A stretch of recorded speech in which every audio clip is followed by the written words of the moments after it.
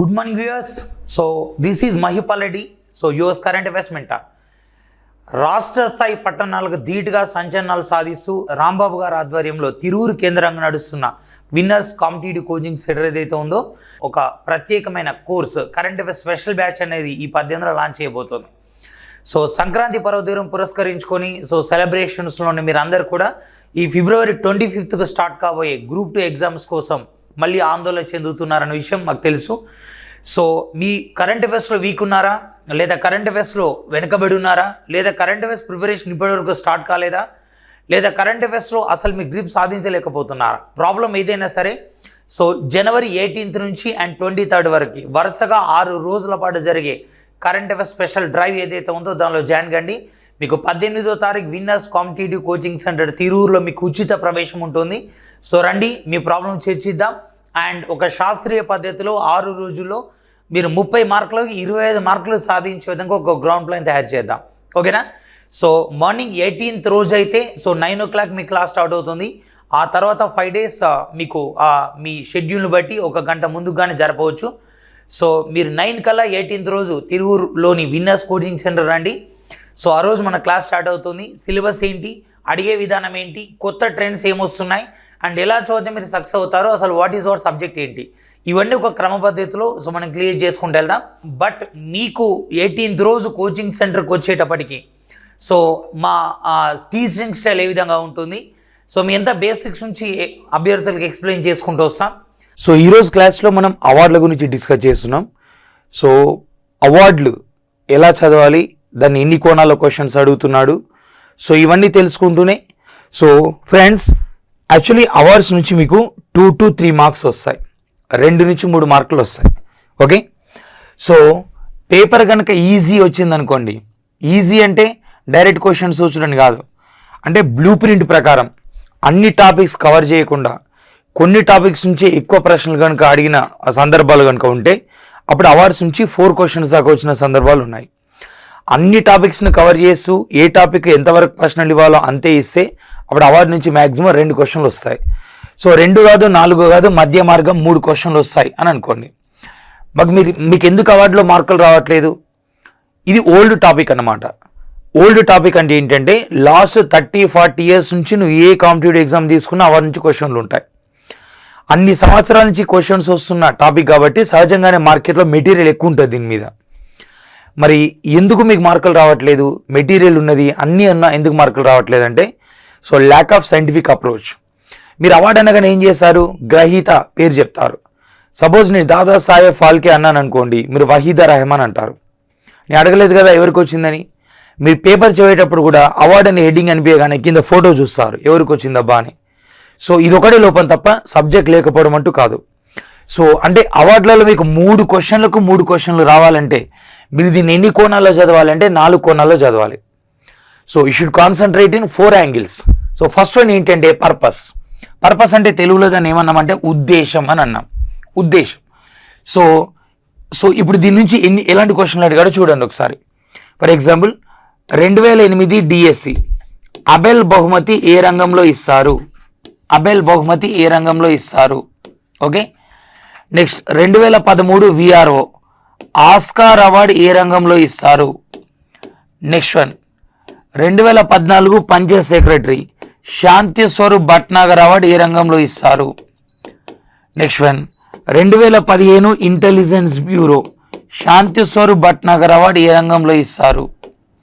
Next 2018 Telangana state eligibility test so Pulitzer award ఏ రంగంలో ఇస్తారు, పులిట్జర్ అవార్డు ఏ రంగంలో ఇస్తారు.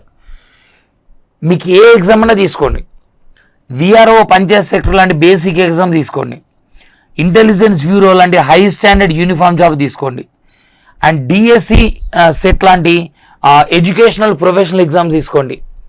ఎగ్జామ్ ఏదైనా అవార్డు ఎవరికి వచ్చిందని అడగట్లేదు, అవార్డు ఎందుకు ఇస్తారని అడుగుతున్నాడు. అందుకని ఒక అవార్డు చదివే ముందు ఫస్ట్ అసలు ఇది ఎందుకు ఇస్తారు కాన్సన్ట్రేషన్ చేయాలి. అంటే మీరు ప్రతి అవార్డు కింద ఇది పలానా రంగంలో ఇస్తారు అని రాసుకోవాల్సిన అవసరం లేదు. ఓకే, సో మీరు లిటరేచర్ అవార్డ్స్ అన్న ఒక దగ్గర డిస్కస్ చేశారనుకోండి, అది తెలియకుండానే మైండ్లో ఫిక్స్ అయిపోతుంది, ఓ ఈ అవార్డు లిటరేచర్ రిలేషన్ అని. స్పోర్ట్స్ అవార్డు ఒక దగ్గర డిస్కస్ చేశారనుకోండి, సో మైండ్లో ఫిక్స్ అయిపోతుంది, ఓ ఈ స్పోర్ట్స్లో ఇస్తారు అని. ఓకే, నెక్స్ట్ వన్ ఇది 2008 మొదలు పెడితే 2018 అంటే 10 సంవత్సరాలు. 10 సంవత్సరాలు 3-4 తరాలు మారుతాయి కాంపిటేటివ్ ఎగ్జామ్లో.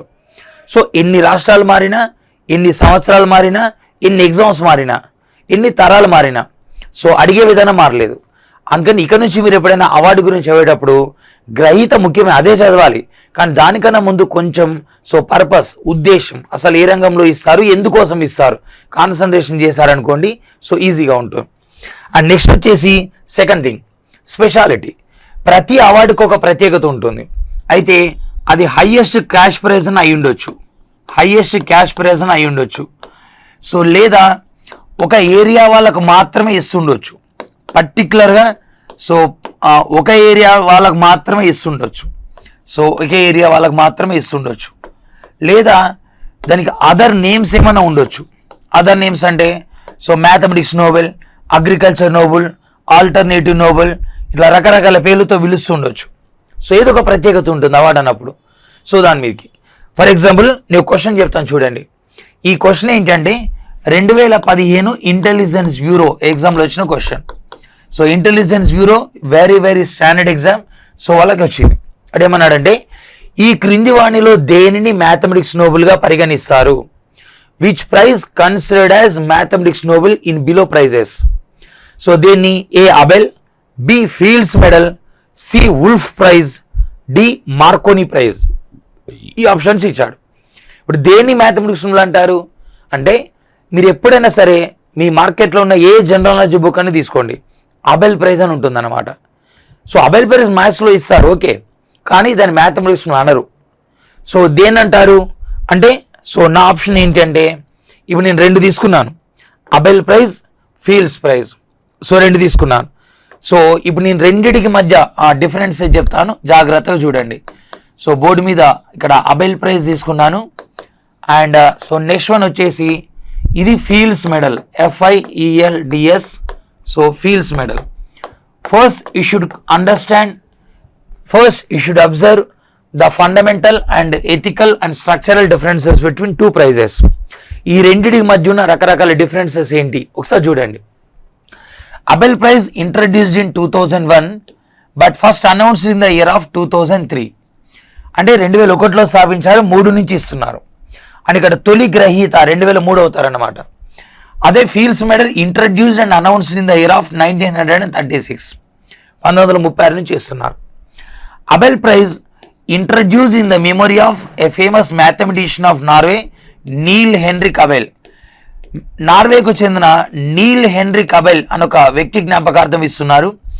భారత్లో చిన్న వయసులోనే మరణించిన శ్రీనివాస రామానుజం లాగా నార్వేకు చెందిన ఒక యంగెస్ట్ సైంటిస్ట్ చనిపోయాడు, ఆయన పేరుతో అవార్డు పెట్టారు. అదే ఫీల్డ్స్ మెడల్ వచ్చేసి కెనడాకు చెందినటువంటి సర్ జాన్ ఫీల్డ్స్ అని ఒక వ్యక్తి జ్ఞాపకార్థం ఇస్తున్నారు. ఇక్కడ నీల్ హెన్రిక్ అబెల్ అనేవాడు నార్వే దేశానికి చెందినటువంటి గణిత శాస్త్రవేత్త. అదే ఇక్కడ సర్ జాన్ ఫీల్డ్స్ అనేవాడు కెనడా దేశానికి చెందిన గణిత శాస్త్రవేత్త. ఓకే, ఇతను నార్వే దేశానికి చెందిన గణిత శాస్త్రవేత్త కాబట్టి దీన్ని నార్వే ప్రభుత్వం ఎవ్రీ ఇయర్ అందజేస్తుంది, నార్వే గవర్నమెంట్ ఎవ్రీ ఇయర్ ఇస్తుంది. బట్ ఈ కెనడా వాడు కాబట్టి ఇతను కెనడా గవర్నమెంట్ ఇవ్వదు. దీన్ని ఎవరు ఇస్తారంటే ఇంటర్నేషనల్ మ్యాథమెటిక్స్ యూనియన్ వాళ్ళు ఇస్తారు. The prize announced by international mathematics union వాళ్ళు ఇస్తారు.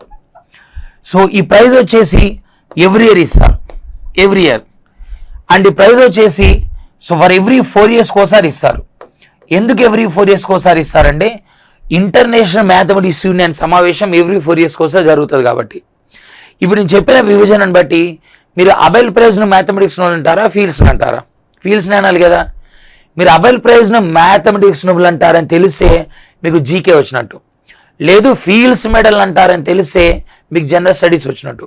That is a light difference between general knowledge and general studies. So అవార్డుని మొత్తం 4 కోణాల్లో చదవాలన్నాను కదా, ఇప్పటిదాకా మనం 2 కోణాలు మాత్రమే పరిశీలించినాం. సో ఫస్ట్ పర్పస్ అన్నాం, తర్వాత speciality. Now we go to discuss third angle in awards, that is recipient. So రిసిపియెంట్ని మనం తెలుగులో ఏమంటున్నామంటే గ్రహీత అంటున్నాం. సో అదృష్టమో దురదృష్టమో ఈ కోణం మాత్రమే బాగా చదువుతారు. ఏ అవార్డు తీసుకున్నా కానీ గ్రహీత ఎవరు అనేది మీకు కరతల మలకంగా ఉంటుంది. ఓకేనా. బట్ ఇక్కడ చిన్న పొరపాటు ఏంటంటే మీరు అవార్డు గ్రహీత అనగానే లేటెస్ట్ గ్రహీత పేరు మాత్రమే చదువుతారు, లేటెస్ట్ గ్రహీత పేరు మాత్రమే చదువుతారు. సో లేటెస్ట్ గ్రహీత కాదు, సో ఫస్ట్ గ్రహీత ఎవరు, లేటెస్ట్ గ్రహీత ఎవరు అని చదవాలి. ఫస్ట్ గ్రహీత ఎవరు, లేటెస్ట్ గ్రహీత ఎవరు అని చదవాలి. సో ఇలాంటి క్వశ్చన్లు అడుగుతాడా, ఏదో ఎస్జిటి ఆర్ఆర్బి లాంటి ఎగ్జామ్స్లో మాత్రమే అడుగుతాడు, గ్రూప్ 2 గ్రూప్ 1లో అడగడు అని కొంతమంది అపోహ అన్నమాట. ఇప్పుడు ఒక ఇన్ఫర్మేషన్ చెప్తాను. 2016లో రామన్ మెగాసేసే అవార్డ్, 2016లో Ramon Magsaysay award so Bezwada Wilson అనే వ్యక్తికి వచ్చి, బెజవాడ విల్సన్ అనే వ్యక్తికి వచ్చి, బెజవాడ విల్సన్ ఏంటంటే ఈయన పాకీ పనికి వ్యతిరేకంగా పోరాడుతూ ఒక సంస్థ స్థాపించాడు. అలా ఇతను స్థాపించిన సంస్థ ఏంటంటే సఫాయి కర్మచారి ఆందోళన్, సఫాయి కర్మచారి ఆందోళన్ అని ఒక సంస్థ స్థాపించడం జరిగింది. ఓకేనా.